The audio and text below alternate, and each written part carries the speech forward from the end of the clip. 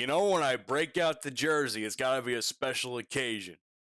Welcome back to Liverpool Latest, everyone. The show where I bring you daily Liverpool news, rumors, conversation, opinions, and so much more on this lovely YouTube channel provided to me by FanArch. So please go support them as well. Leave a like on the video, comment down below, and as always, subscribe. I have a lot to talk about. Obviously, we're going to get to the big win. We're going to get to that 6-0 win. Insanity is what I'd call it. But first, there are some things I need to break down before that. Some news that either appeared on my timeline or in my research. And I think this one is going to draw the ire of some of you because this deals with the very, what I would call, controversial Liverpool press conference that Arne Slot had before in the previous day before the Karabag match, or Karabag. I really don't know how to say that. I got to get better at that. But my point is that whatever he said is obviously drawing the ire and the frustration of many fans online on social media that I follow. Others will go out of their way to support it. And honestly, I'm going to try to be as down the middle about this as I can. I know I am part of the anti-Slot rhetoric that goes online through my words and my actions, but I'm going to try to be fair here and do my best. The fact of the matter is this. According to an article I read covering the press conference from Liverpool Echo, it seems like the summer gamble was very intentional because Liverpool wanted to choose quality over quantity of players. Apparently, according to Slot, we are only down, as far as the full squad goes, a full healthy squad, we are only down 2 players compared to last season, which is crazy when you think about it compared to how much lack of depth we have at the starting 11 right now. But at the same time, he says that it was a very intentional thing. He thought a smaller squad would be helpful, and then of course injuries tacked up, and we, 2 players that we didn't have now turn into 5 or 6 or 7, if God forbid, and it is just an absolute snowball effect from there. I'm going to read you what is a very long quote from Slot during the press conference, and I will leave you to be the judge on what you think about it. Slot goes on and says, even if you would reconsider and you come to a different decision, then the question is, are we able to change it? Can we make this squad bigger with the money available and the things, we can do? We are maybe 1 or 2 players short compared to last season in terms of numbers. And if you add then 3 long-term injuries to that, all of a sudden, it is quite a lot. This is not going to be a popular opinion what I'm going to tell you now, but maybe the reason we won the league last season is we had to play Paris Saint-Germain. Once again brought up in the Arne Slot press conference. Take that off your bingo card, guys. In the last 16, because as you know, they beat us, and we had every time a week to prepare for our next game. We are aware, every manager is aware, the bigger squad you have, the better equipped you are for so many games, but I am also aware of the fact that even today I had to disappoint 1 or 2 players that would prefer to play. Now, if you have 10 or 15 who want that, that is also not a good thing to have. It is not an easy balance to find, but obvious because of the 3 long-term injuries, now it is a disbalance that is obvious. So, I understand where he's coming from with this from a manager perspective, but at the same time, I also feel like it is people will say it's not negligence, but I believe in some cases it is. Not necessarily just on Slot's part, but as the club in general, for not signing key players that we would have needed in the summer, and even now in January. It is now the 28th of January. The January window is soon closing, and we have yet to make a single move on anything or anyone and have lost out on big name players who could have helped us in the rough time we are having. It was a gamble that didn't fail on paper, having a smaller squad, but it's the fact that the injuries that were acquired as the season progressed broke that plan and that gamble. And it seems as though having such a tight schedule is part of the reason for that. Even now, it seems he's blaming the tight schedule. Um, Here's the thing, though, and I know I was angry about the Carabao Cup exit last year, as I still kind of am. But at the same time, if you really think about it, with the league already lost, it was probably best we lost the Carabao, at least to take off some of that weight of a schedule off the guys, which is like the only positive I can see out of it. Because obviously the Champions League is, we are now in the last 16. On top of that, we're in the FA Cup. And again, with the way the Premier League is going right now, there really is no reason for us not to win either or both of those. I'd be disappointed if nothing happened. And then I would obviously echo the Slot getting sacked, but that's a different story for a different time. My problem is that this problem could have been fixed this entire month. The lack of players with the injuries, because think about it this way. How long has Isak been injured? Isak got injured, I don't know if it was the first day of the year or before the new year happened. Bradley's injury was several weeks ago now. You mean to tell me Liverpool didn't think to sign players to fill those gaps in the squad? And now instead we have center midfielders who are playing center back and Endo. Really surprising substitutions, which apparently, according to Slot, are medical decisions, which is why everybody is always questioning them when you isolate them at their core, which frankly, I find that to be tactical ineptitude. I don't find that to be any sort of medical, because at this rate, a lot of our substitutions are questionable and lose us games many of the time. So, and it's tough. But the one line I've read in my own personal time when I was reading it was, what would be worse is giving a player 2 games in a row when he's not ready and losing him for months. Arguably, you can make that conversation for Isak, but I also don't believe, after a while, I stopped believing the whole, oh, he didn't train with the squad during the summer, so he wasn't fit bullshit. At some point, people stopped using that as an excuse, and Isak was just having a really rough stretch. Clearly, he's hurt now, and hopefully he comes back healthier and better. But some people, and Salah himself, will see it as protecting assets in a already stretched thin season. But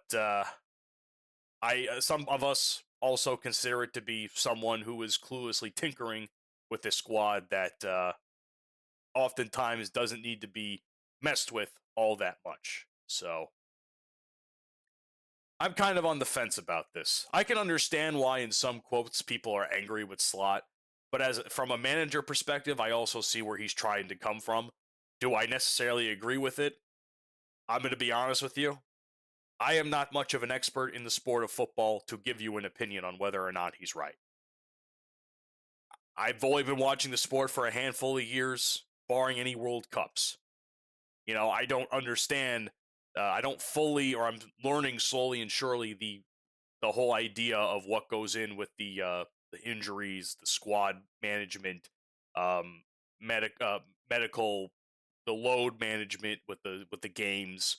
Especially doing Liverpool Latest, it gives me a better idea because I actually pay attention to this stuff when I typically didn't all that much. And I'm sure you'll give me your opinion down below. I'm going to refrain from really saying anything further about it. What I will talk about, though, is the rumor that we are trying to sign a player by the name of, I'm going to butcher this too, Jeremy Jacquet, or something along those lines. It's French. I don't speak French. I barely even speak I can barely speak English half the time. It seems like Paul Joyce dropped an article, another bomb, it seems, mentioning that Liverpool are eyeing, I'm going to say Jaquette just because it's easier for me and how I read it in my head. Um, but instead of making it like a huge hype piece, which a lot of these stories have been doing throughout the course of not only this transfer window, but throughout the last several months leading up to it, it's more of a Liverpool are looking at this guy. They're researching him. He's definitely under consideration to sign. Clearly, the recruitment team is doing their homework. There's data and scouting profiles that they're reading, and it seems like while he's not a January target, he is certainly a summer a summer target. That is for sure, which could be basically the story of my life. I was hoping for a big acquisition in this January window, and it seems like all the names I'm reading could potentially show up in the summer. So, seems like no January deal was ever realistic, which is a shame because, you think putting all this effort into somebody would actually get you thinking about signing him, but what do I know? However, we are not the only one, because why wouldn't we be?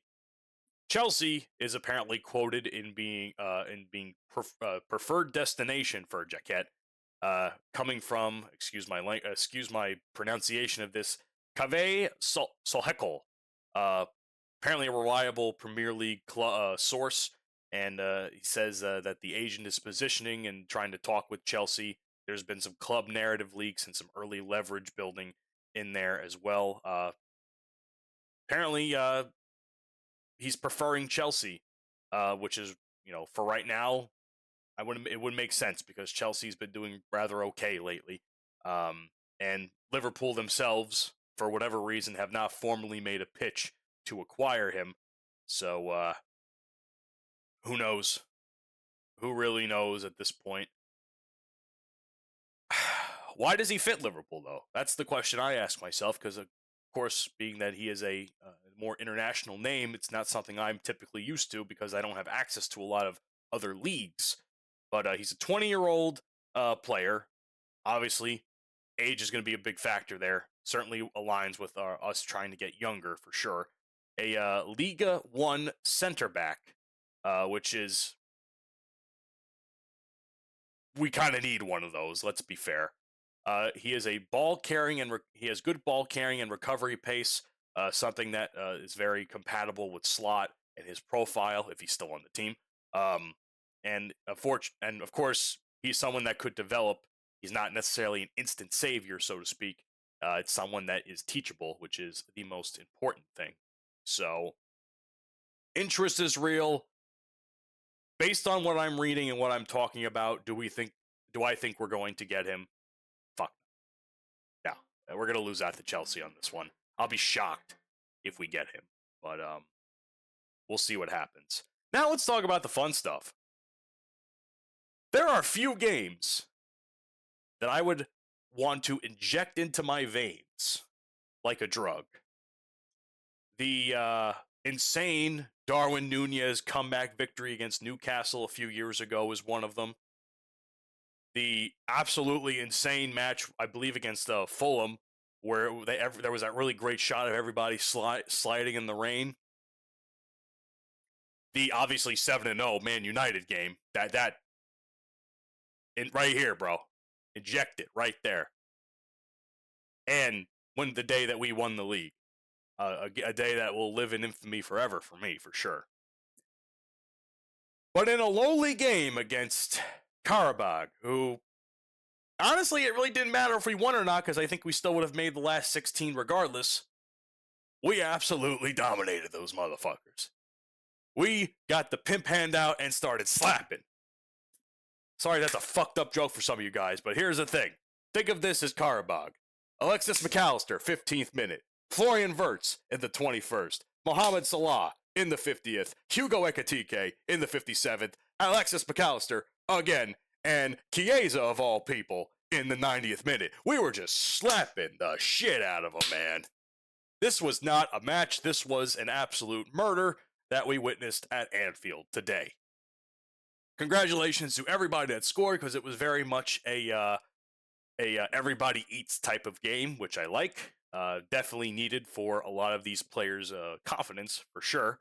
Of course, McAllister scoring 2 goals was the first thing that shocked me because, let's be fair, McAllister has been ass all season. Vert's scoring does not shock me one bit. Salah scoring made me happy. That little brought me a little bit of joy to my soul. I love that man to death. You have no idea. Ekitike scoring wasn't going to shock me, but Chiesa scoring in the 90th minute. Chiesa. I love you, my Italian paisan. I love you very much. Do I need to go into the statistics of this? Not really, because we already know we dominated this match. There's nothing to say. I mean, the score speaks for itself. And what I will say, because this is the one goal I have seen, I haven't even watched the highlights. I don't think I really need to. I think the score speaks for itself. But the one highlight I have seen so far was the Mohamed Salah goal, which shockingly enough, very reminiscent, if not the exact same play with the different score as they ran with a couple of days ago against Bournemouth for the Dominic Szoboszlai goal that he had, the little kickback leading to the free kick goal, and chef's kiss. That's all I have to say. So into the last 16 we go, currently in 4th place. I'm not sure if Tottenham has played yet today or if they have played this week. At this point in time, we are 3rd with 18 points, and Tottenham are below us with 17. So until I figure out what's going on with there, odds are I think we might just stay where we are, which is obviously good news. And we join the likes of, obviously, Arsenal, Bayern, City, Chelsea, Barcelona, Madrid, PSG. I'm sure Slot's going to have a wet dream on that one. Seems like the last team to place is Leverkusen, Xabi Alonso's old club. So this is going to be a good one. Let's just not fuck this up, all right? This is the game that we needed to get our confidence up before another match on Saturday. So let's not fuck this up. Unfortunately, I have to be the bearer of bad news because let's all sit and pray and listen. Jeremy Frimpong, I will donate my hamstring to you if you need it. I will have it surgically removed if it means you can continue to play football. Because this is like the 3rd or 4th injury that this poor man has had, all hamstring related apparently, and it just seems to be getting worse and worse and worse with the injury bug for Liverpool. Obviously, that had to place, I think Endo had to place out of center back, and I think he went to right back at that point, if I read correctly some of the tweets I was reading as the game was going on. This sucks. What an absolute downer. In the 2nd minute, no less. The 2nd minute of the match. That's like a kick in the balls with steel-toed boots with spikes on the end. You know it's going to hurt. And it's going to hurt for a long time. And as if we haven't had enough problems with injuries enough, now the one guy that I feel like we could have relied on at right back, who I put over in the last video like nobody's business, is hurt.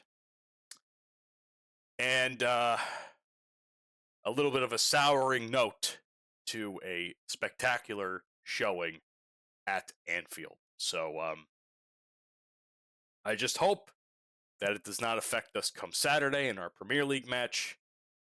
I will keep you guys updated on that if I can. Thank you so much for watching this episode of Liverpool Latest. If you enjoyed the video, leave a like. If you want to comment on anything I've talked about, feel free to. I love reading the comments, even if I don't reply to all of them through my own personal account, because I have no access to the Liverpool Latest account at this moment. I certainly enjoy hearing the opinions and the compliments as well. Some of you leave me the very nice compliments, which I really appreciate. And subscribe, because why would you want to miss quality content like this every day? Just a man in his bedroom talking about everybody's favorite football club. Up the Reds. You'll never walk alone.